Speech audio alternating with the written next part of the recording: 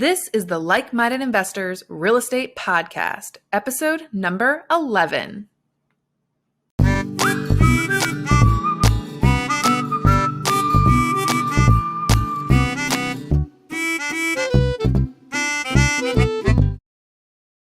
Oh my gosh, Bill. How good is Steve? I just love his real estate investing strategy. I love everything that he had to say tonight, especially about goals. And I think a lot of people are going to find his 5-50-50 goal pretty inspiring. Yeah, I think it's a very creative and easy moniker to say to kind of keep you in the mindset of what your ultimate goal is, I should say. And I really loved how he talked about like accountability along the way and accountability people that help keep him in check, and he keeps them in check as well. I think that's a recurring theme that we've seen is networking, finding people that are of similar mind as you in terms of your goals and everything, and kind of holding each other accountable to those goals. So, Steve gives a very fresh perspective on it, but, it's still a recurring theme that you've heard over the previous, 10 episodes now? Yeah. Oh my gosh. We are on episode 11. Absolutely incredible. I am really excited for everybody to hear this episode, especially the fact that he's not just an investor. He also has this contracting business, which I know we didn't dive too deep into tonight, but next week we actually will have last week's guest, which was Travis, and tonight's guest, Steve. They'll be on our first ever duo episode where they kind of get a little bit more into depth about a deal where Steve's contracting business was able to step in and kind of save a deal for Travis and make it work out. So I think that'll be a cool episode. But in the meantime, Steve's episode is absolutely inspiring, and I am just excited for everybody to listen to it. So I guess we should just bring Steve in. Let's do it.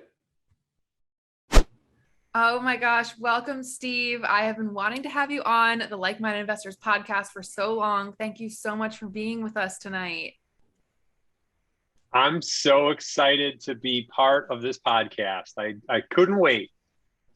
I know. I was like, we gotta have you on. I feel like you were my first Instagram friend for real. Like however many years ago. Yeah, you were. I remember working on my first house hack, and you were somebody that reached out to me through DM, and you're like, great job, keep going. I think I was sanding hardwood floors, and you were like, you're doing a great job, keep going. Oh, that's awesome. That's a great memory for me. Yeah, me too. Me too.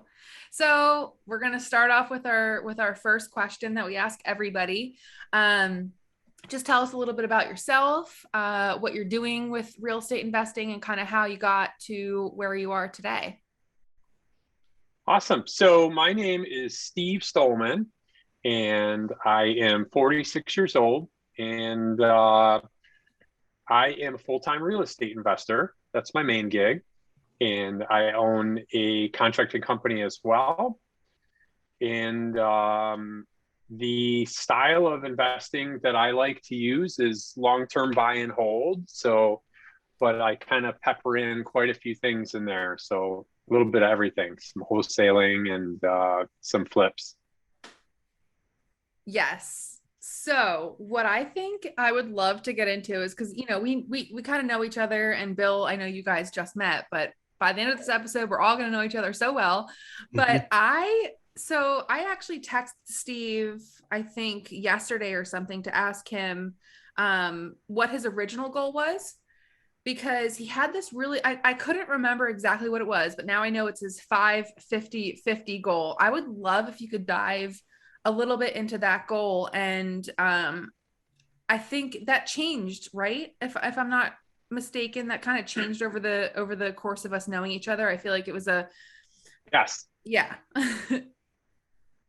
So 5-50-50, it's a big goal. It's a big, hairy, audacious goal.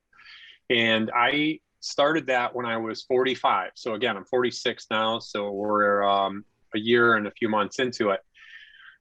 My original goal was to get 15 rental properties in 5 years. So buy 3 at a time. And when I turned 45 on my birthday, a lot of times I reflect on what's going on in my life and I look at some goals. I also do that at the beginning of the year in January at Peak and Peak, by the way, where the biggest real estate investment conference happens multi times a year at Peak and Peak.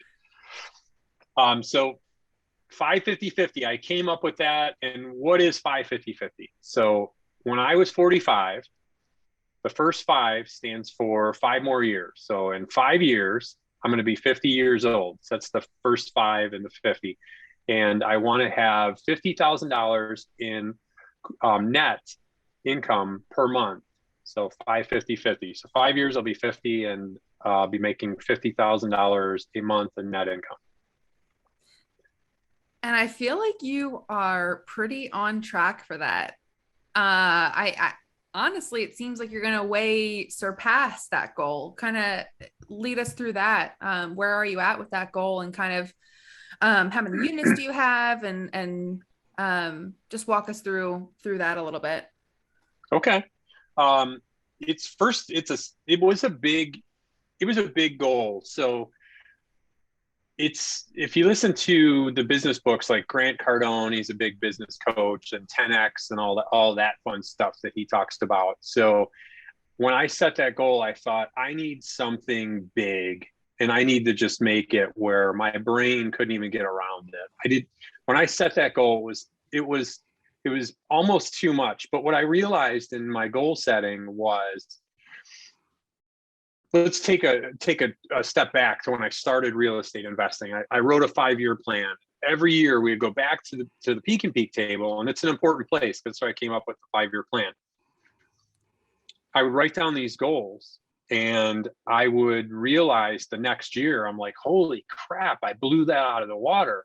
And I reflected back on when I wrote that goal, and I thought, man, that was a big goal. I never thought I would achieve that. And then the next year I'd write my goals and I'd relook at them.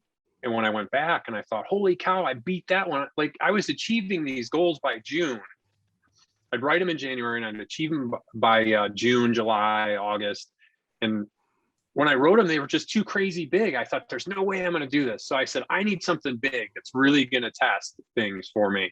And I realized that it's not just a linear growth. I knew that as we grow, things happen, the universe helps out, not to get too far out there, but just when you really set your mind on these big goals, when you write them down and they seem huge, you work at them every single day, it's all of a sudden you accomplish them. So that's what's going on with 550-50. Oh, it's just so inspirational. I feel like when we first met, I don't even know. So how many units do you have now? You said 50, okay, right? I just looked this up because Okay. I have a habit of just keeping my head down and working constantly. Yes. And we just picked up a bunch of other properties. So I thought I better get this spreadsheet together because Kira's going to ask me how many.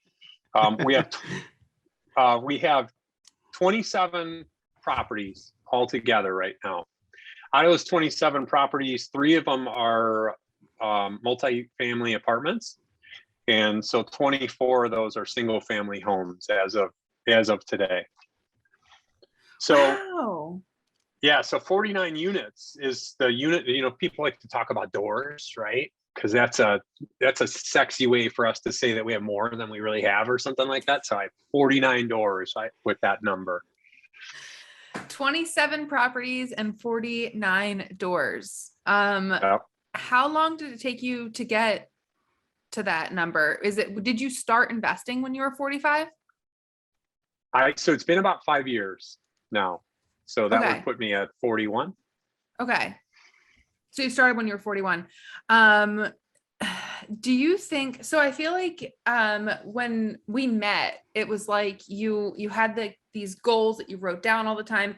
Do you think that writing down your goals and actually like visualizing what you want for the future has really helped you actually attain this amount of units that you have now?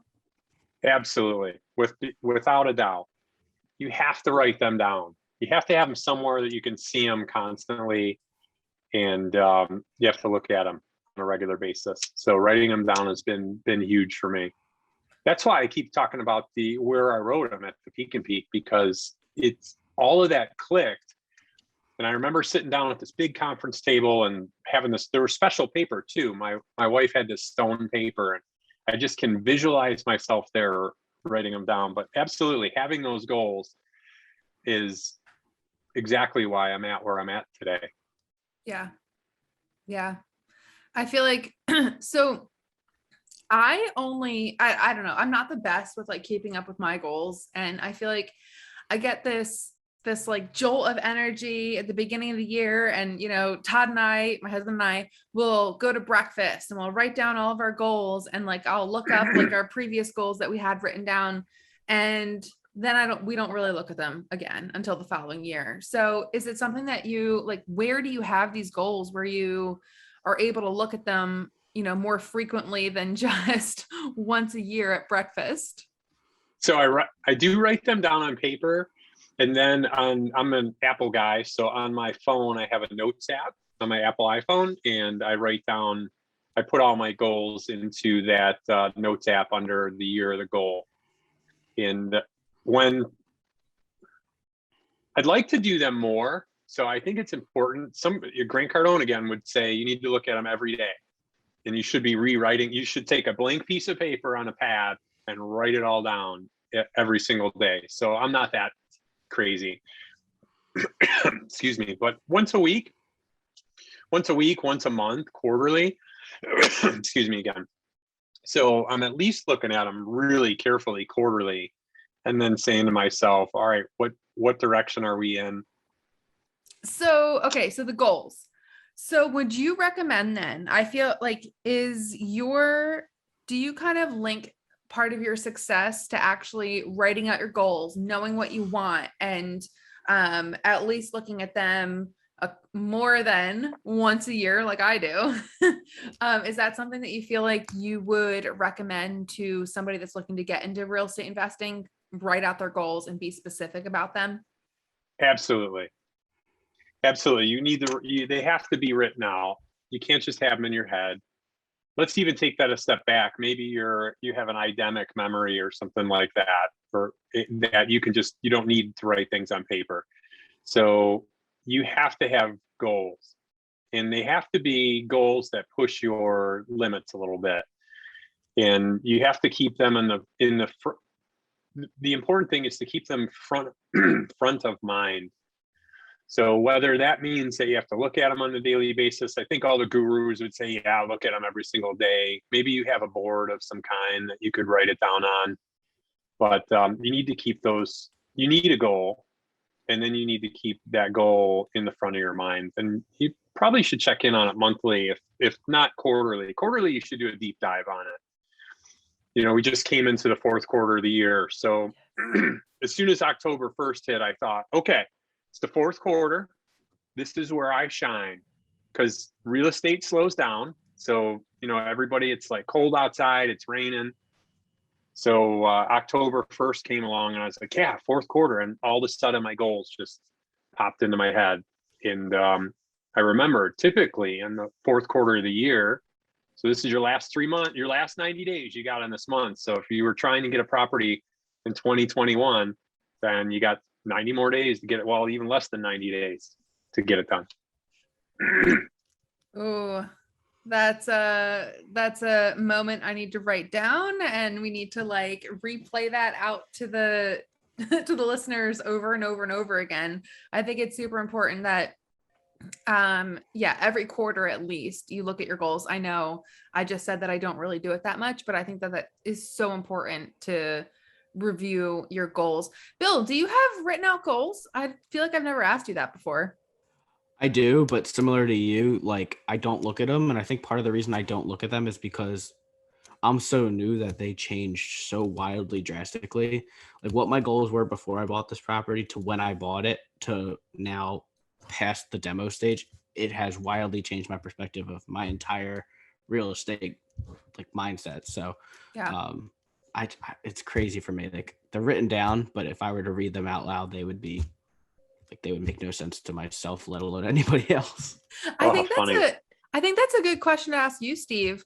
Um, same with me, Bill. I feel like my goals change like so frequently that like I'm like shiny object syndrome almost, and sometimes analysis paralysis sets in. And Steve, I don't know, I feel like you that doesn't happen to you.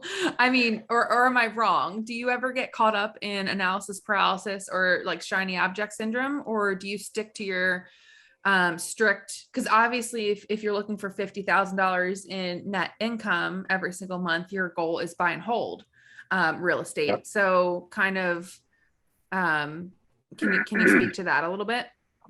Absolutely. So Bill, when you said that your goals change, you triggered a thought in my brain about shiny objects syndrome. So, and I had it, like everybody goes through it, the next thing, oh, I'm going to do this, I'm going to do that. So one thing that I do is not only I write my goals down, but I have someone in my life. I try to find someone that has in a place in life that is where I want to be. So I sit down with this guy, his name's John, and I read my goals to him. So we actually do this goal thing. We schedule a dinner in January. We sit down and he brings his goals, I bring mine, and we talk about them. And John is a very successful businessman in the Cleveland area. And he is somebody that I look up to, they're doing very well in life. So find your person. You have to have an accountability partner with it too, is where I'm going with it. So if you just write something down and you're not looking at it, you need to look at it to keep you on track. So that way you can keep saying like, why did I write this down this way, to keep you on track? And then you need this accountability partner that you have told your plan, and they can tell you if it makes sense. The great thing about John is he's not a real estate guru. So he's in a different business class, the class of business he's in. So he's not as knowledgeable about the things that we talk about all the time. So I have to describe them to him and why they make sense. And then he'll call me out on it. He'll say, Steve, I can remember this wording he used. He says, you have to focus on money-making activities. Like, what are you doing with what about YouTube? What the hell are you doing with YouTube, Steve? He's like, you don't need to be, are you going to make money at it? And I'm like, well, some 12-year-old kids are like making millions on it, John. And he's like, no, money-making activity. You're not doing a YouTube channel. And so the accountability partner goes hand in hand with writing your goals. I could not agree more with the accountability thing. I have been meeting with an accountability group for over a year now, and I just think that they have been, it's so nice to have somebody to go to be like, am I on track? Am I like, here's what I'm doing. Am I doing the right things? Like, what do you guys think about this? And kind of like running deals and stuff by them. I think is super important. As long as you don't rely on your accountability group to actually like push you, I feel Right. like you kind of have to do it yourself no matter what. Like, even if you're a part of accountability group, they can only take you so far. It has a lot to do with your own motivation and inspiration and stuff like that. And I feel like, let me ask the next question about that with your morning routine. Are you somebody that has a morning routine that kind of inspires and motivates your day? Yes, I do have a good Ooh. morning. Yep, I do have a morning routine. I wanted to circle back onto the shiny object syndrome, if we could, for a quick Yeah, second, absolutely. and then we'll jump into the morning routine. I think everybody goes through that. Hey, I'm going to flip houses. It's going to be great. I'm going to have a bankroll. And then they learn about wholesaling. I'm going to wholesale houses. This is going to be amazing. This is what I'm going to do. And then buy and hold is the best thing. And now they're doing everything and accomplishing nothing. So you look at the end of the year, they wrote all their goals down, and you've accomplished a little bit on all of these things. And it's almost not measurable on paper at that point. So something that I work very hard at, and I have to work hard at because me, like everybody else, I like to do a lot of things. Is I focus, and that's how I talk with my accountability partner about it. And I have a running buddy that'll go on to the morning routine. So my running buddy told me, he goes, "You are so laser focused." He says, "You know what's really good about you? You're so laser focused." I'm like, "What are you talking about?" He goes, "Every time I talk to you about a house deal and how you would play it, you're like, yeah, I'm doing this house, and guess what? It's going to be a buy and hold, long-term buy and hold. I'm going to rent it out." And then he'll say, "What about this house? It's going to be a long-term buy and hold for me." So I stay laser focused, and that's an important thing to getting a result. Instead of trying to do everything, figure out what you're good at, like, or what you really like, and then just really work hard on that. I've really drilled down on cut the shiny object syndrome stuff out. I feel like that's super difficult for a lot of people. You know, we've known each other for a couple of years now, and I have tried all of the different things, and I finally feel like I'm getting back on track with what I should be doing and focusing on one thing. So that's absolutely great advice. You said you had a running buddy. Yes. Yeah. So is that part of something that you do like on a weekly basis? Is that a daily basis? Kind of walk us through a little bit of your morning routine and kind of how that sets you up for your day. All right. So running for me is right now currently 4 days a week. So I get up in the morning. My wife and I also bought a hot tub. It's been a long-term goal for me to own a hot tub. And some of the listeners out there might think like, "Oh, this guy is successful and he's got everything. Of course, he's got the hot tub." I wanted a hot tub since I was like 19 years old, and I'm 46, and I finally bought a hot tub, and I've saved for it for years. So before you get out there and you're like, "Oh, he's got all this money and all that crap," I finally got the hot tub. So the way I wake up, I jump out of bed, I go downstairs, I get a cup of coffee, and I jump into the hot tub. So that's how I start every morning. Now, I'm a zombie when I wake up, so it takes me a few minutes. And I used to jump in the shower first. No matter what, if I was going to work out, I would jump in the shower first. So now I enjoy the hot tub, so I jump in the hot tub to wake up. 4 times a week I go running, and running has been amazing for me. That is where probably all of my big ideas happen. It's my classroom. I listen to podcasts, I listen to books, and I think about all the things that are going on in my life. And if I ever have any really big, juicy problems that I need to solve or that are aggravating me, usually on that run, after I run for at least 6 miles. On Sunday, I do a long run, so it's probably around 10 miles. And I think I'm going to do, my wife was laughing at me. I said, "I'm only going to run 10 miles. And I just said the other day, I'm going to run a half marathon on Sunday. And she's like, "Whatever." That's awesome. I'm like you with the whole shower in the morning. I just wrote down a note, like, get a hot tub, because that sounds amazing every morning. I take, like, my parents, when I used to live with them, would make fun of me. I take like half-hour, like, super hot showers every morning, no matter what. It's the best feeling. It's part of, I don't really have a morning routine, but that is, if anything, part of my morning routine. So I'm going to get a hot tub now. There you go. Awesome. Do it. Now it's funny if you go to your hot tub place and ask them, like, "Can I have a hot tub?" And they'll say, "Yeah, it'll be like a year from now," because it's 2021 right now. The world is weird, so they can't get resin because Texas froze over in March. So there's a long waiting list to get a hot tub. Oh boy, it's almost like RVs. There's a long list for RVs right now too. Yeah, there absolutely is. Yeah. So that's my morning routine at the moment. Running. We want to talk about some health stuff. Yeah, go ahead. With running. So this is important stuff. So running for me is, that's how I keep some weight off. I used to be 70 pounds heavier. So I think in that whole mindset thing too, taking care of your health, mental, physical, and spiritual. So the running portion that really, really helps me stay thin and in shape and really mental. If I couldn't run, I would probably struggle with my mental health part.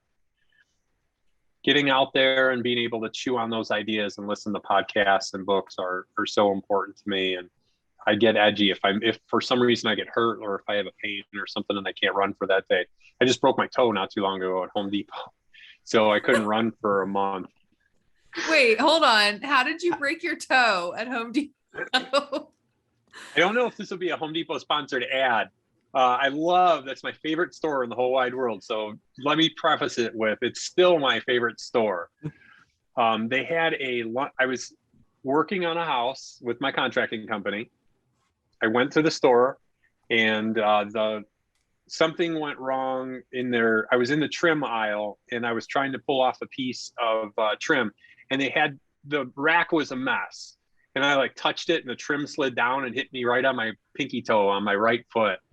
And it was one of those things that I was like, that is going to hurt in about 1.2 seconds. And then I was like, oh my God, does that hurt? I'm like, holy crap. And I thought in my head, so I stopped. I said, I should probably go tell some of the store managers or something, just in case. I didn't realize I broke my toe at this point. So I started walking, and that shooting pain of a broken bone was like, yep, you broke your toe. And I didn't go tell the manager. I just walked out of Home Depot, and it's my pinky toe. What are you going to do? Oh my God. I am so sorry you broke your toe, but it makes for a good story. Gotta have a story. Absolutely. So Bill, did you have any questions? I love how in depth you went over with goals. I feel like we haven't had anybody on the podcast that kind of went into like the goal setting stuff recently. So I love that you dived into that and kind of, or dived, which I'm not sure what the dove, whatever into that. So Bill, did you have any other questions on on goals and goal setting or morning routines or anything like that before we kind of make this conversation go in a slightly different direction? No, I think let's switch gears a little bit. All right. Sounds good. How about that accountability partner? One quick thing to add, something important that I did is that, so I added this, that as you progress in your career and you get to, I don't know if this has happened to you guys, is I have my construction company, and we can talk about that for a heartbeat, and then the real estate company. And I've had such massive growth in both areas that all of a sudden, a few years back, I realized like I can't have the same conversations with my friends that I used to. Like my normal friends don't get it. What is this, buying a house thing? Like, I don't get it. So I called this guy. I've known Mike since I was 17, and we kind of lost touch. But I was having a rough day. I had a few things go wrong. So I called him, and I said to him, I was like, hey, you got a minute to talk? I just could use some good positive energy, and I need a good person to bounce some stuff off of. Mike is a real estate agent, and he has a couple of investment properties. So the cool thing that happened that day is Mike said the same thing. He was like, yeah, man, this is pretty cool that we talked and we solved some problems. Let's go running. He likes to run. I like to run. We threw out a couple of problems that we were having. And this is on my last apartment that I picked up. We had closed on the apartment building, and I hadn't been in it. I hadn't been there yet.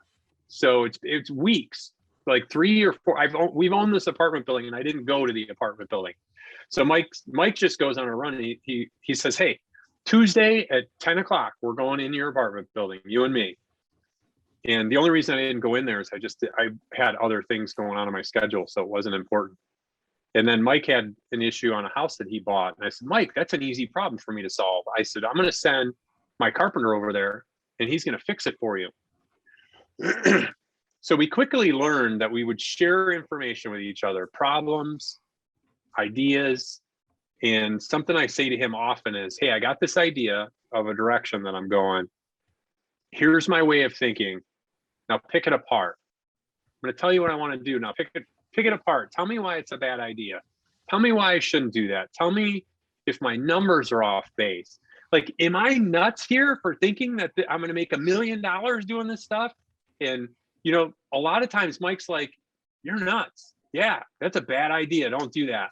And then sometimes he's like, no, that's a good one. You're right on track. So having that accountability partner is current in my life right now, and consistent. Mike and I run at least once a week. We make a point to get together at least once a week, and we jump on a phone call probably every other day to just kind of check in and see. We talk. It's a lot of business, and I love it. I think we're recognizing another theme here. So you're our 11th episode. And I think a running theme here is having people like in your corner and having people to bounce ideas off of and networking. I think that that's like a huge, huge part of real estate investing. Like you can't do this on your own. You need people in your corner who are going to be like, yes, that's a good idea. No, that's a bad idea. Like, that's you need like-minded investors. Exactly. Ooh, I love it. Ding. Where's the bell? I think that might be the mic drop moment in this podcast episode. I feel like there's always one. But yeah, I like how you brought that back around to like-minded investors. Sorry, Bill, go ahead. I was going to say, did you do running theme on purpose? Yes, absolutely. It was all engineered. I thought this whole thing out. Because Kier said running theme. Okay. Oh my gosh, Steve, this is so good. Yeah. People are important. So as you wade through life, you become like the 6 people you hang out with.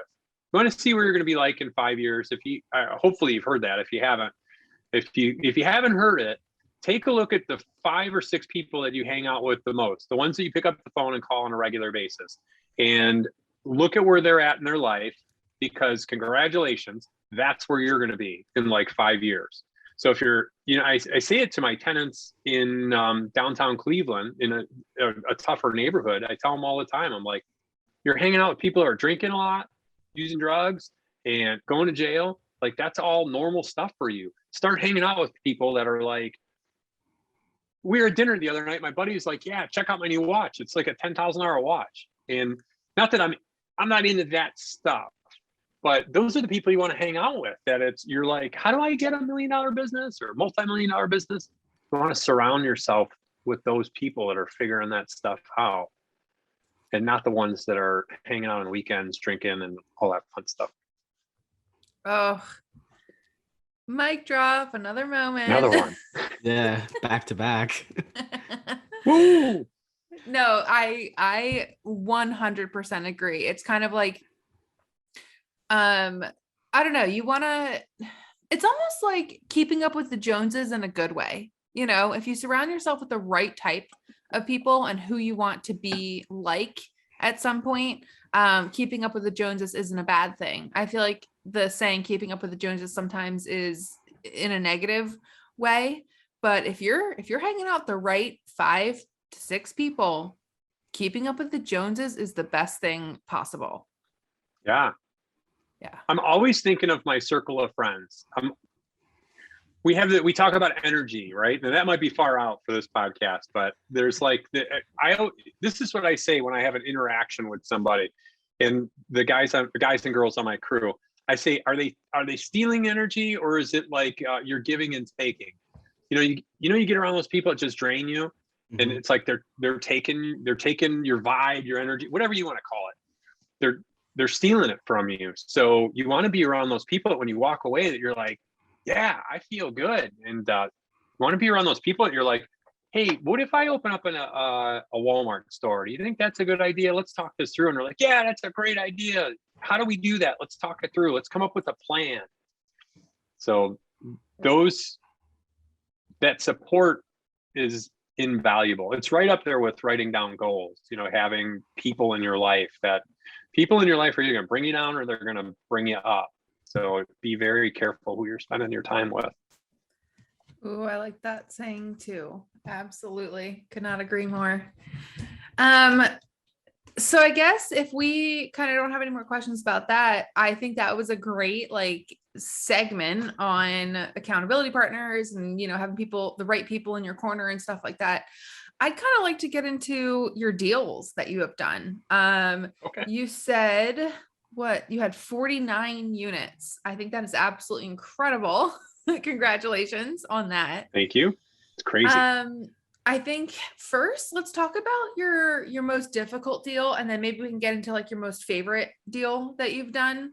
I'm positive that, you know, like everybody we've had on this podcast, we all in real estate have ups and downs. Sorry, Bill, you're currently experiencing a little bit of a down with your live and flip. It happens. It happens.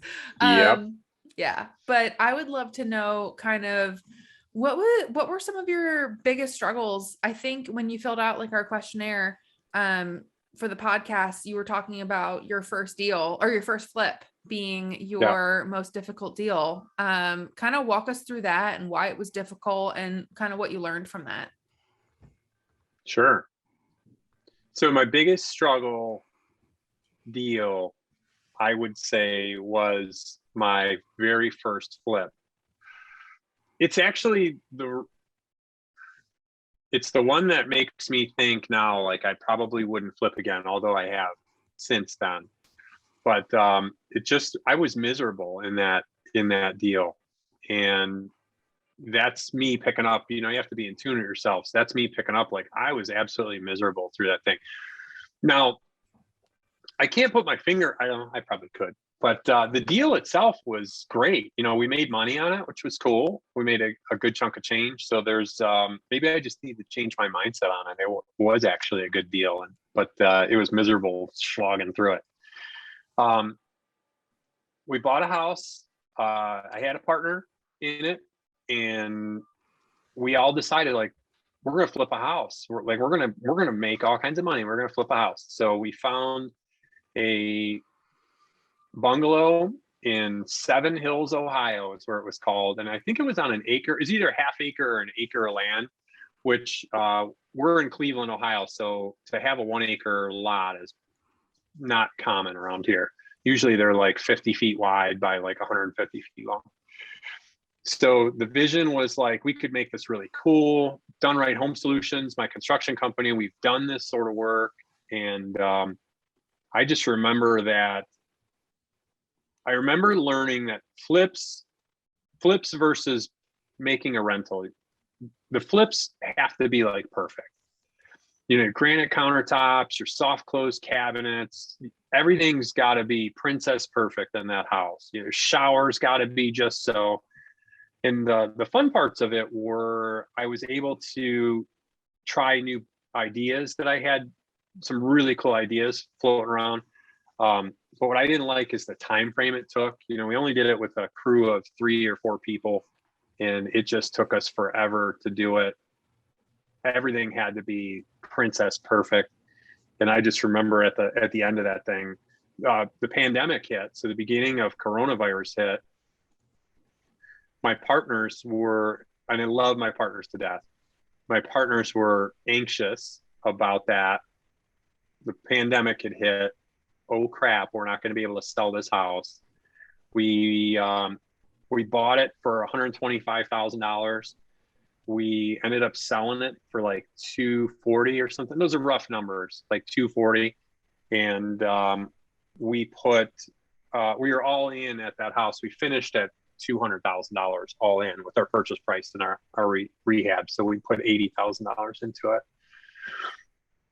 And I remember walking away from that deal. I was just like, I'm never going to flip. It's not worth it. It's not worth it. So what did we make? We were all in at 200,000. We sold it for like I think we walked away with a check for 240. So I think we netted $40,000. And I thought that was close to a year of my life, and I'm getting 20 grand out of that. It just didn't, the numbers didn't add up for me, and the mental anguish. So you said you have flipped since then, though? It didn't like deter you? It didn't deter you from flipping? So the flips that I have done now, I would almost call a wholesale deal, but I'll actually take title on them. I will still wholesale a house. We have a pretty good system in place for finding a lot of deals. And so if I'm gonna if I don't want a house, if somebody comes to me and says, I want you to buy my house, which happens more often than not, and I say, okay. And then I think about the house. And I'm like, I don't want this house. I don't want this house for our portfolio, for the Done Right portfolio. So usually when I acquire a property, the very first thing I do is I tell everybody about it. So sometimes people are like, hey, I'll buy that house. But if enough time goes on, I don't want to stiff. This is where I think wholesalers get it wrong. They'll let their contracts expire and they won't buy the house. So I'll usually buy that house. So this last one that we just did, I ended up closing on it. And then I really worked hard at finding a buyer, and I was able to find a buyer. And that was amazing. That's a good one. Do I hear numbers? Yes. Yeah. Yes. Dive in. We like numbers, right? We love them. Yeah, that house, I picked it up for $21,200. And I sold it. Isn't that crazy? Like, people are gonna be like, oh my God, where can I buy a house for 20? I just picked one up for 10,000. What? And the lady brought me a card today. Wait till you hear that story. So anyways, this is this particular house I paid all in $21,200. We closed on it. It was a hoarder house, and it was packed with 3 40 cubic yard dumpsters worth of stuff. And there were roaches, there were mice, I think there were bed bugs, and there was a pipe that had broken in the basement. So everything that was in the basement was wet. So, and I sold that house for $50,000, and I owned it for about 30 days, which was pretty cool. So 21.2, sold it for $50,000. And the person I sold it to, there's enough meat on the bone on that house. That house's ARV is probably going to be like 90 something or close to 100. So now they can take this house that I cleaned up, took 40 cubic yards of crap out of, stopped the plumbing leak, and now they can go and make some money at it. They could put 20 into it, have a house for $70,000 and rent it out. It still makes sense, or they can make some money and if they flip it. That's awesome. How much was it to clean out the property and fix the leak? So my 40 cubic yard dumpsters cost me about $500 a piece. There were 3 of them. So that's $1,500. I paid a crew, Mario Smooth Holland. You might see him on Instagram. I paid him $3,000 to clean everything out. So $4,500. Let's call it $5,000 all told. So I spent $5,000 on that house. Wow. Yeah. Incredible. Wait, Steve. So, okay, you have your own contracting company. Don't you have a dump trailer? I do. Okay. Was that your own? So why didn't I use my dump trailer? Yes. It's a great question.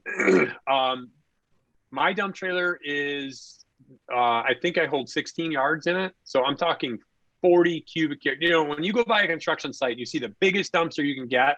I'm talking 3 of those, right? My little dumpster is 12 feet long, maybe a little bit longer than that, 10 feet across. So it only holds 16 yards. That's a lot of trips to the dump. Yeah. Yeah. And then it cost me $70 to dump that dumpster. So to cost my dump trailer. So I would have spent more money dumping it myself. And we always forget to do this. What's your time worth? So I didn't touch the debris in that house. I hired it out. That was I love the best that. 5,000. What's your time worth? That's something I feel like I need to have a little lesson in. But you're the reason that my husband wound up getting a dump trailer. Because it just, not for that size of a project, but for smaller projects, it like more than pays for itself when, you can just go to the dump once and spend that $70 per ton to dump it. But, yeah, you're definitely the reason that we wound up getting a dump trailer. Nice. That's probably my truck. So I have a Ford F-150, nothing crazy. And my dumpster are my 2 most important tools. Yeah. And we do a lot of concrete work too. So that trailer has transitioned from me wasting my time picking up garbage in houses and cleaning out houses to me using my trailer in the construction side, on the concrete side, and making it make us a lot of money. But yeah, that clean out. So you think about it, they brought probably 5 guys to that house. They had it cleaned out in 2 days. So when I took possession of it, there's no way you couldn't even get into all the rooms. So like in those bedrooms, the one bedroom it baffled me. How do you pack a bedroom so much that you can only get the door open that much? Like I didn't get to look in that room. I had to stick my phone in the room and take a picture of what was in there. So that's where the smarts comes in. You get 5, 6 guys, big dumpsters, and I didn't touch that thing. And the quicker I got it cleaned out, the quicker I could start getting prospective buyers in that property. And we sold it really quick. So do the math on that. We owned it for less than 30 days. Me personally, I probably spent, I don't know, 2 hours of my time on that whole deal, and sold it for 50 grand after buying it for 21.2. That was a pretty good deal. So you said so how do you find these off-market deals? You said that one was like a word of mouth type thing, right? Yeah. Yeah. How is that typically how you find all these deals? Yes. And what I do is I tell everyone. All right, so let's go back to, I started my construction company first before I was a real estate investor. When I was in my construction company, I knew I wanted to invest in real estate. So I said to every single person I met, I'm going to be a real estate investor. And I said it with conviction, like, I'm going to be a real estate investor. You just wait and see. Said it to everybody. I've never stopped doing that. Well, now I don't tell people I'm a contractor now. If you met me on the street, I would say I'm a real estate investor. So I tell that to everybody. How do I find these deals? Is social media using you? This is Grant Cardone, to quote the author of this. Is social media using you, or are you using social media? So if you look at my social media accounts, I'm on Facebook, I'm on Instagram, they are all geared towards rehabbing homes or purchasing homes or showing big checks on Instagram, because people love to see $20,000 checks. Attention grabs. So I don't have pictures I'll put my dogs in there, I'll put my running stuff on my Facebook, but other than that, I'm all business. I have videos of what I'm doing. I'm cleaning out houses. I'm buying houses. I'm renting houses. I do a post, hey, Done Right Property Group is pleased to announce, blah, blah, blah. So when anybody in my town thinks about selling a house, I'm usually one of the people that they call now, after doing that for the last 5, 6 years. How have you been able to fund all these deals? I feel like with your exponential growth, I think a lot of people are going to be intimidated and be like, I can't do that. So how are you kind of able to make that happen and fund all of these units that you have now? All right, so there's a mix of what's going on in my where are we at? So 27 properties, 49 units. There's a mix. The coolest one to say is I went and paid cash for a couple of them. I use private money, so that's a cool one to talk about. And I have partners. The apartment buildings are partnership deals. So paying cash for one is a pretty simple one, right? You go and you write a check for it. How the heck did I get that kind of money, right? I don't come for money. I'm not a rich guy, or at least I wasn't a rich guy. So every penny my construction company makes, and I started the construction company 7 years ago. Every penny I made goes into real estate. So if you listen to Rich Dad, Poor Dad, Robert Kiyosaki would say, you own businesses for one reason. Well, there's more than one, but for one reason, you can buy real estate, because real estate is where the magic happens. So all the money that my construction company makes, I don't take a check monthly out of that. We don't live an extravagant life. So all that money goes into buying real estate. So every time I get an extra $50,000, $60,000, I pay for it. Private money. My very first year in the construction company, I told everybody I was gonna be a real estate investor. Guess what happens when you say that? People want to invest. Yeah, I want to invest with you. Oh my God. I want to be a real estate investor too. Can you add 8 people that first year reached out, 8 customers of mine told me, like, I want to be a real estate investor too. And if you find a deal, let me know about it. So my private money people they were customers of mine first, and they were also real estate investors and still are today. And when we got to know each other, and when it came down to it, they were like, man, you're going to do awesome and blah, blah, blah. I listened to all those podcasts and I learned about private money investing and hard money investing. So you want to hear the story how I got my private money investor? It's a good one. Yes, I think I know this one, but I would love if you share it with everybody else.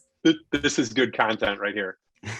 So they hired me to build a batting cage in their basement. A batting cage in their basement. Think of that, right? We're not talking like a little batting cage to fit in this room. Their basement's big enough to where their youngest daughter can pitch, hit a softball in there. You can hit a ball, whatever you want to do, full size. So I screwed up with the construction company. I forgot we AstroTurf this whole thing, and I didn't realize. So I ordered the AstroTurf for it. I didn't realize how heavy it was. And it found out that roll of AstroTurf was like 500, 600 pounds. So the husband in the relationship is really into wrestling. So he said, no problem. We're going to get 12 guys and we're going to carry it like a wrestling mat. So after we did that, the owner of the house that I built the batting cage for and his buddy were at the bar. He has a bar in his basement, and they were enjoying a beer. And the owner said to his buddy, they started talking about money and big money. So he says, hey, did you get that thing with the bank? And I'm listening in I'm not really part of the conversation. I'm just kind of listening in. I'm just a construction guy, So I'm listening in. And he's like, yeah. He goes, yeah, I told my bank. He goes, if I give him $500,000, if I give my bank $500,000, they'll give me like 3% interest in my savings account. And I laughed out loud. I couldn't control myself. I laughed. And they looked at me like, what are you laughing at? Hey, construction guy, what are you laughing at? I said, you're losing money. He goes, what do you mean? I'm making 3%. I said, no, inflation is 4% at the time. I said, you're losing 1%. Money gets old when it sits around. What the hell are you doing in London? He goes, well, what do you do? And I said, you give me $50,000, I'll give you 10% on it. I'll pay you every month. And he was like, let's talk more. So then I taught them how to be a private money investor. And that was fun because I pretended like it was my money. I got lawyers involved. Of course, you should have lawyers do this. I asked my lawyers, I said, how do we do this? How do I protect their money like it's my own money? If I die tomorrow, my old boss, Joe Beatnick, used to say it, if you die tomorrow, I better be able to pick up where you left off. So I said, if I die tomorrow, they need to get their money back. Like, how do we do that? So we went through and we do mortgages, promissory notes, and insurance on those loans. And I taught them how to be a private money investor. And then guess what they do? Hey neighbor, guess what? I know you got a lot of money too. Listen to what this dude's doing. We give him 50 grand, 60 grand. He gives us 10% interest. Isn't that cool? And guess what the neighbor says? I got a couple $100,000. You think he'd do that with me too? So they brought me another investor, and I asked that investor, I remember having the conversation. I said, I think I need $15 million was my ask. And I ended up getting like 250,000, a commitment, not a check. I got a commitment for 250,000 from him. How about that for a story? That is like so inspiring. I feel like it's again, the common theme of just telling everybody what you're doing, and not that you should be eavesdropping on conversations, Steve, but it worked out for you. Yeah, you should. It's going to help you get your first private money lender. No, but I think that is an amazing story. And it just goes to show, like, I feel like probably like 50% of the episodes, everybody's like, just tell everybody what you do. And anybody and everybody who will listen, tell them what you do, right, what your goals are, that you're in real estate. And because real estate is sexy, people want to invest in it, and right, they may not have the time, but if they have the money, kind of like how it happened to you. They, especially if they're only getting 3% in the bank, they could be getting 10% with somebody like you. So I think that that's super Yep. important to touch on. And now inflation's a lot high. I don't even know the number now, but it's like over 5. I mean, I've heard somebody said it was 10% the other day, which I don't know that I believe, but I'm sure it's over 5% right now. And then when the stock market takes a dive, so the second private money person, I was able to, so I had money in the stock market. I probably had like, I don't know, I had a Roth IRA. I've always worked for somebody. So I have a Roth IRA and I had a standard IRA. So I had like $100,000 or something in an IRA. And I looked at the stock market and I realized I have zero control in there. And I used to trade, I taught myself how to trade options, long story, but at any rate, I had, Apple would put out their earnings report and I would have an option or I'd own Apple and it would be a great earnings report and Apple stock would go down because it wasn't good enough. And I said, I'm putting all my eggs into something I have zero control over, like nothing. I can't go to Apple's boardroom and be like, listen, you guys, get it together. We need to get the stock price up. Like you can't do that. On real estate, you can go and swing a hammer or you can clean a place out. Like you have a lot closer to full control of that deal. So in that this is a private money pitch. When you talk to somebody, they always have money in an IRA, so they can use a self-directed IRA. I don't have anybody doing that, but they can lend that money to you. And you can always talk to them about that. Like you have zero control. And what do you know about the stock market? They have zero control over that. Wouldn't you like to have a little more control on your money with a guarantee? Like if I don't pay you this loan, you're going to be able to own $100,000 and some $1,000 house for $50,000 or $60,000. Like, doesn't that sound, how do I sell it? I'm like, who's not going to buy that house for $60,000, $70,000? It's worth 100, 120. Like, come on now. So funny. My husband and I just went to dinner with my sister and her husband the other night, and she was talking about the stock market. And I'm like slowly trying to get her into investing in real estate. And I almost the exact same pitch I told her. Not that I was pitching her for money, but I was just kind of like, if you're so worried about the stock market, why don't you invest in real estate where there's an actual like asset backed thing that you will own if for some reason something were to happen. Like you still have, at the worst case scenario, if the building were to burn down, you still have that land value. Like you're not out 100% of your investment of what you put into it. So I'm totally on the same page as you. Good. I love it. Yeah. Got to have control. So I want to circle back and ask you a question about contracting, and it obviously has a lot of synergies to investing, and obviously you have some knowledge. So just kind of wanted to pick your brain on where it has helped you as an investor and if it has ever hurt you as an investor. Good question. I never thought of it if it hurt me. We just finished talking about money and I want to say this. Money is the easiest part of this equation. So if you're a newer investor and you want to get into real estate investing, and probably the first thing that you're thinking about is the hardest part is, where do I get the money?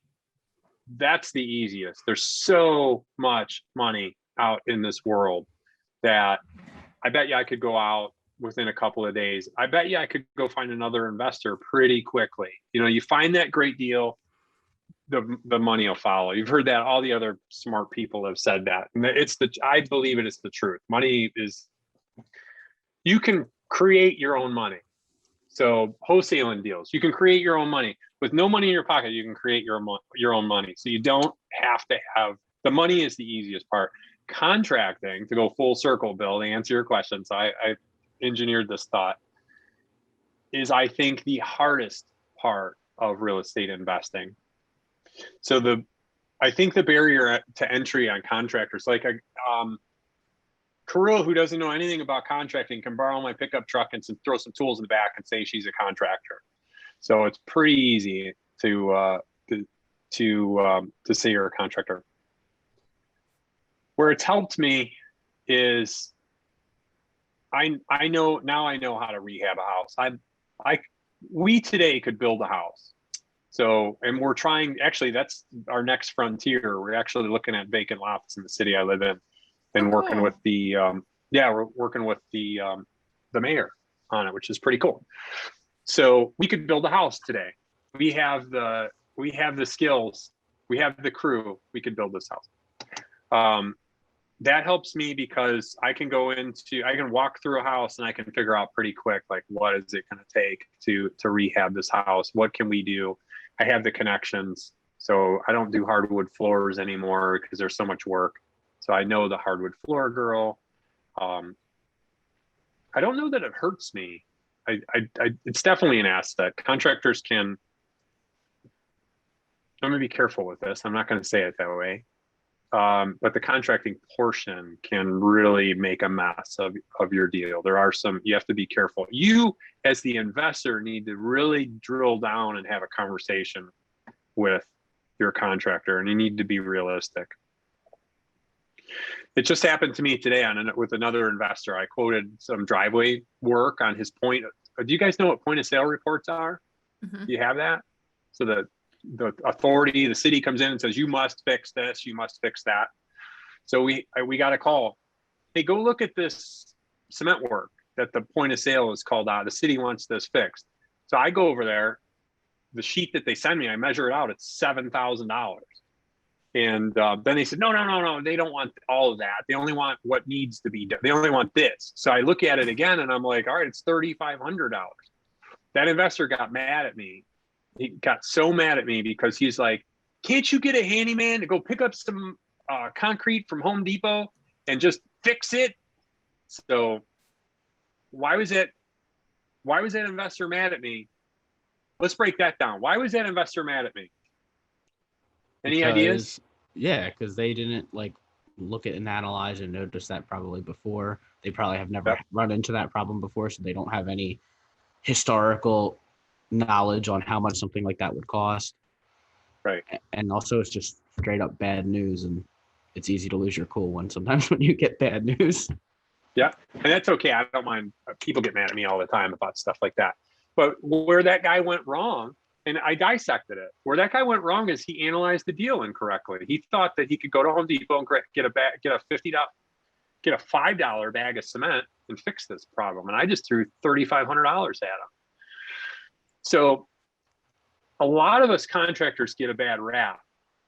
And in this case, that guy's probably going and using some bad words to his friends about me and the contractor that tried to rip him off, when in reality, that guy didn't plan, he didn't analyze that deal correctly. And I think actually that happens more often.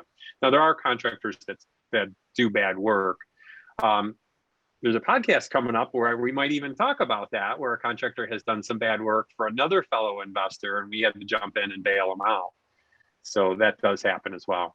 Yeah, we actually, I think you're talking about Travis. We are going to have him on next week's episode, which will, you guys will learn a little bit more about him. And I'm excited because we do also have an episode with Steve and Travis where they chat about how Steve had to jump in and help Travis with the contracting portion, at least of the renovation. So I'm super excited for that episode.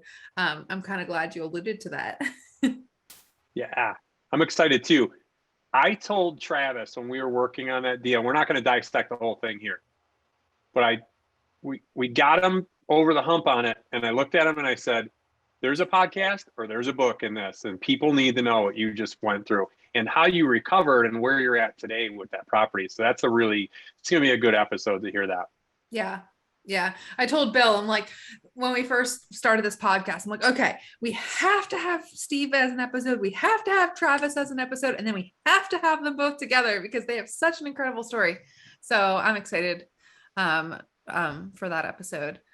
But my gosh, why does the time fly by, Bill, when we are chatting with these people? Like, I have so many more questions for you, Steve, but I don't want to go too much more over time.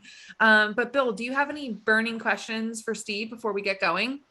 No, time flies when you're having fun. And every episode so far has been super fun.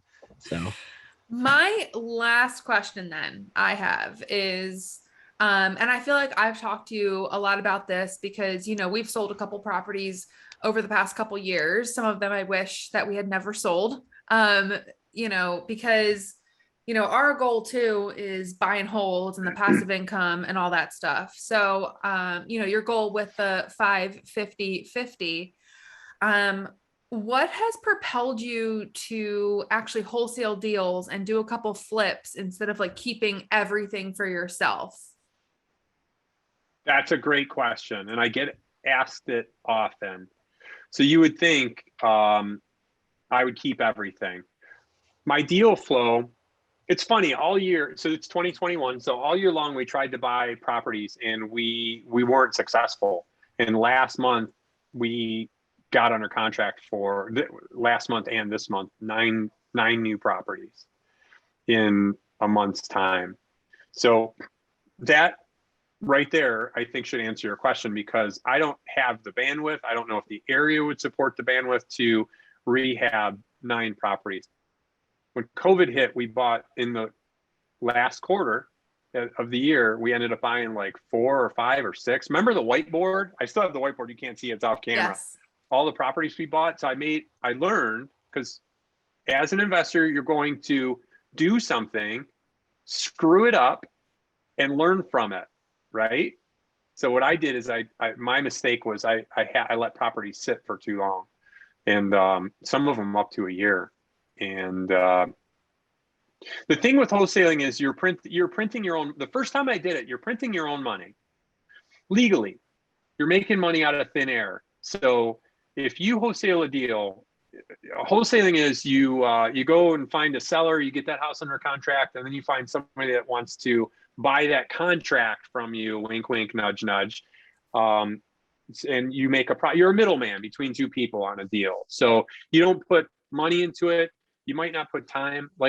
And usually I've made as little as $5,000 on a wholesale deal, and people like big numbers. So I've made as much as close to $30,000 on a wholesale deal. So it just depends on where we're at with that. And most of those wholesale deals have taken me minutes to very few hours to do that. So if you look at your return on investment, it's like infinite, because you don't have any money in the deal. You got a few hours in time if you have that deal across your desk. So it's a big chunk of cash flow. The reason that I wholesale those deals is because I'm laser focused. If you haven't learned that about me, I know exactly what I want in exactly the areas that I want them. So I will, and I'm doing this now. We just are under contract on 9 new properties, and one of them's a 4-pack. But I'm very particular. I only buy certain houses in this very particular area, and it takes a lot for me to deviate from that area. That's an interesting one. If you got a quick second, I could tell you about one that I'm deviating from. Yeah, dive into it. Of course. All right. So why do I wholesale? Why do I sell any of those houses? Just because they don't fit my perfect criteria. My accountability partner. So I had a customer called me up, said, "Hey, Steve, you worked on my house. I really like your how you did things. My mom is in a nursing home. We need to sell her house. Would you be interested in buying it?" And I said, "Yeah." And all this time, I thought she was talking about my area, because that's where she lived. Next thing you know, she's like, "Yeah, meet me over here." And there's the same street in my area, but it wasn't where this house was at. So I go to the east side of Cleveland. Now, not East Cleveland, because some guys do very good in East Cleveland, but it's like what you would call a war zone now. I'd probably wear a bulletproof vest over there. East side of Cleveland's get closer to East Cleveland. So I call up. I don't know. I'm not the smartest guy in the room, but I know who the smartest guys and girls in the room are. On my way to that house, I picked up my phone and I called everybody who I could think of that knew that area. And I said, "What do I need to buy this house for?" So we all talked about it. I go into the house and I look at it, and I said to the lady, I says, "After looking at everything, my offer is $10,000. And I said, "It probably should be 9 or 8. And she's like, "Oh my goodness, you would pay me $10,000 for this house." So we got a deal, got $10,000 house. So I call up my accountability partner, Mike, the runner, So, Mike, guess what? I got this house under contract for 10 grand. Marlon wants to buy it for 30 grand. I'm going to make 20 grand in a minute. And Mike's like, hold on there, big shooter. He's like, it's 10 grand. He goes, what if you Section 8'd that house and got $1,000 a month rent on it? He goes, you just started using a property manager. He goes, here's what you do. You throw the keys to the property manager and say, I don't want to hear anything about this house. Get it rented for $1,100 a month. I'll clear $1,000 and off and running. That's why it's important to have an accountability partner. I was going to sell that house for 30 grand. Now I'm going to rent it for $1,100 a month on a $10,000 investment. And I'm not going to touch it. That's the beauty of it, because none of this, the most important thing is time. So I'm going to let my property manager, my new property manager, is going to handle that deal for me. She's going to rent it, and I'm going to collect a little bit less money, but she is going to rent that baby, and it's going to cash flow very well. Then when I get a tenant in there paying $1,100 a month, now the house isn't worth, I could easily sell that house today for 30. Get a tenant in there paying $1,100. What do you think another investor is going to say? 2% rule, right? You're getting $1,100. I would pay you $55,000 for that house. So I probably won't sell it. I'll keep the cash. I like little oil wells. So. Wow. That is absolutely, a deal for sure. I am so glad that you shared that. Oh my gosh, I can't even. What was that? What was did you have to negotiate for that $10,000, or did you just throw that out and the seller was like, yep, I'll take it? I did not have to negotiate. She thought I was going to pay her less. So I just threw it out. Actually, I thought about it. I talked to Mike, my accountability partner, on the way over there. And I said, I think I need to be in the single digits on this house. And the first words out of my mouth were like, I'll pay you $10,000. And she was like, oh my goodness, you would pay me 10. She was like, you would pay me $10,000 for this house.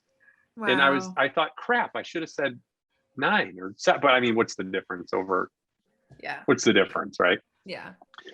Listen to this. I just got the keys for that house today before I ran up here. Kirill and I were outside. She brought us a handwritten card thanking us for taking this house off her hands for $10,000. And there's a restaurant gift card in there for us. So anybody on there that's like, you stole this house from that lady or anything, we are in the business of solving problems for people. That woman's name is Frida. Frida had a big problem on her hands. So we solved that problem for her, and she was so thankful. She brought us a card with a gift card in it. This is why we have these people on the Like-Minded Investors podcast. Bill, I don't know if you see this, but it's a recurring theme. I feel like everybody that we have had on this podcast, they first and foremost care about the people and the sellers that they are trying to help. It's not like they're trying to get the absolute best deal possible. Just like you said, Steve, you probably could have got it for a couple $1,000s less, but that's not like your end goal. I love it. I love all of these like-minded folks that we have on this podcast. I feel like everybody is in it for the right reasons and is just contributing to the positivity of real estate investing. Cause sometimes, I don't know if you guys feel this way, but sometimes I feel like, especially flippers, I feel like, they get kind of a bad reputation, right, for just putting lipstick on a pig and just wanting to make as much money as possible. I feel like, this podcast, everybody we've had on so far is just showcasing the fact that that is not true. Like you guys, you are in it for the right reasons, Steve. Yeah, thank you. How about landlords now? That's an interesting topic. Like there is some real hatred towards landlords. So, but yeah, with the construction company, any of my businesses that I own, any of those deals, I always have felt that they're in wholesaling deals too. I know I'm jumping around on topics here a little bit. I always have felt that there's a way for us to all come out and have a win-win. Everybody can walk away happy. There's that old thought process that nobody walks away from a good deal happy. like a good deal is both parties are a little bit upset about it, right? But I always have felt in my business dealings, I'm like, we can all do good here. We can all make a little money together. I don't have to be a robber baron to make it all, right? What if what would another $1,000 less on that house be to get in the single digits? Like in the scheme of things, who cares? Yeah. Yeah, you'll Yeah. make it back in a month and rent. Right. Yeah. I think, I touched on the wholesaling part of that really quick. Something I think where I do wholesaling right, where I hear a lot of people do things wrong with that wholesaling thing, that's an important one, is you can be transparent in that deal. You can tell people that I'm going to put your house under contract, and either myself, and you better buy that house, or my business partner, my buddy, my friend, whatever you want to call it. Like, you can do this stuff. You can be honest. You can be transparent. And usually people are not honest about it because they are afraid. They're afraid to tell those people what they're doing. They're not confident. They don't have the confidence of it. And the world revolves around, I put that in my show notes. The world revolves around this is my quote, one from Steve Stallman. The world revolves around communications, contacts, and confidence. So have the confidence to say that to somebody, like, I'm going to broker this. I'm going to help you. I'm going to help you get rid of your house. I'm going to find another buyer for it.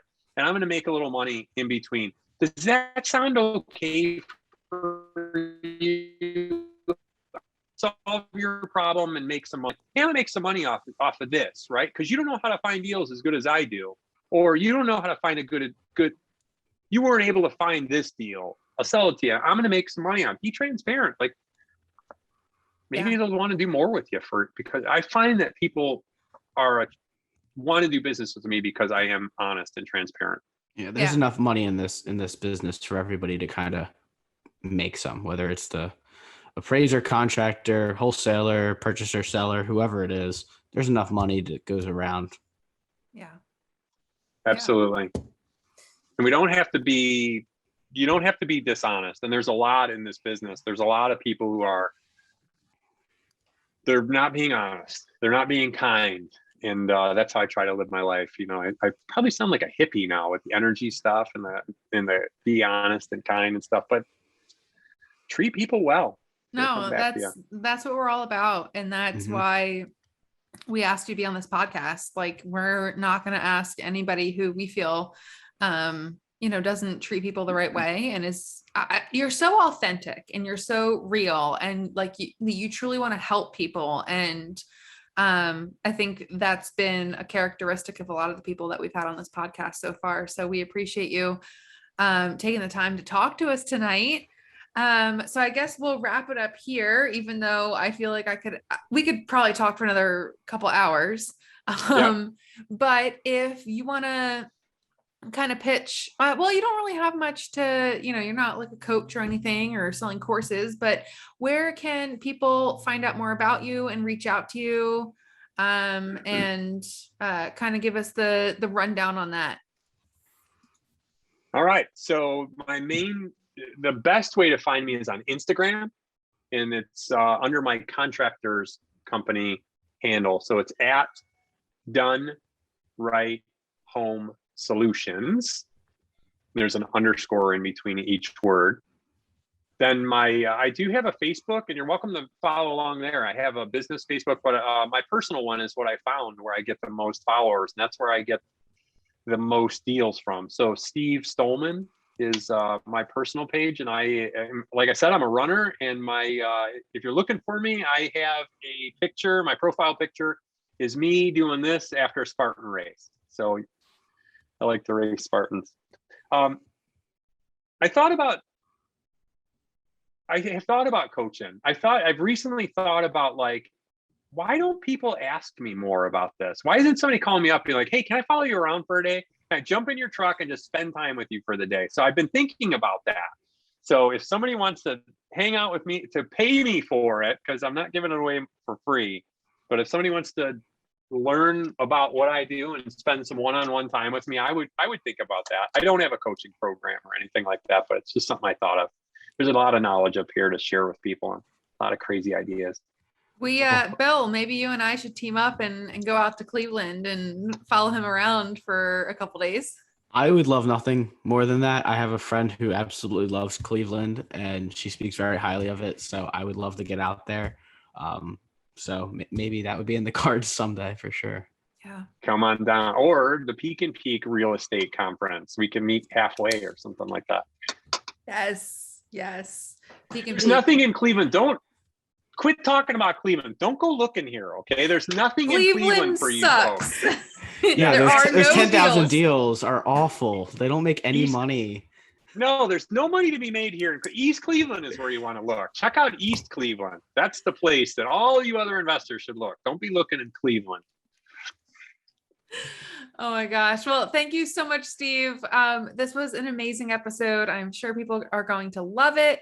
Thank you for being on tonight. And I'm really excited again to release next week's episode with you and Travis and kind of dive into that aspect of your real estate investing.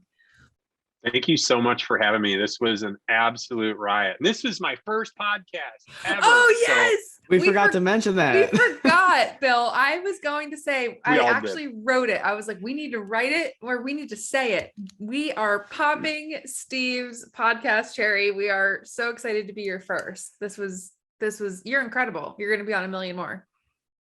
That's awesome. I'm so excited. All what right. a great podcast you guys put together. I'm so excited. Thank you so much for having me. And this is a Of wonderful course. first introduction to being a podcast guest. Yes. We loved having you. Thank you so much, Steve. Have a great night. You're welcome. Thank you.